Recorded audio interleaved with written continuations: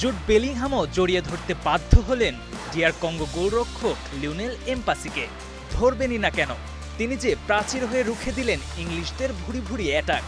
ধারাভাষ্য মনে করাতে বাধ্য হলেন হোজেনিয়ার কথা। শেষ পর্যন্ত হেরে গেলেও জিতেছেন দর্শকদের হৃদয়।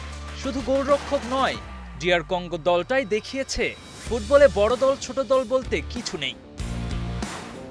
ম্যাচের শুরু থেকেই সমানাসমান দু দল, সবাইকে অবাক করে খেলার 7 মিনিটে এগিয়ে যায় ডিআর কঙ্গো। বক্সের বাম দিক থেকে ডান পায়ের দুর্দান্ত শটে বল জালে জড়ান ব্রায়ান সিপেঙ্গা। পিছিয়ে পড়ে গোলের জন্য মরিয়া হয়ে ওঠে ইংল্যান্ড, তবে প্রতিবারই বাধা হয়ে দাঁড়ায় এমপাসি। অনেকের মনে হয়েছিল এখন ডিফেন্সিভ ফুটবল খেলবে কঙ্গো, কিন্তু না, ডিফেন্স সামলে সমান তালে আক্রমণ চালায় তারা। এক গোলে পিছিয়ে থেকেই বিরতিতে যায় ইংল্যান্ড। বিরতি থেকে ফিরে আক্রমণে ধার বাড়ায় কেইন বেলিংহামরা, তবে ভরসার প্রতীক হয়ে তখনও একের পর এক সেভ করে যাচ্ছেন এমপাসি।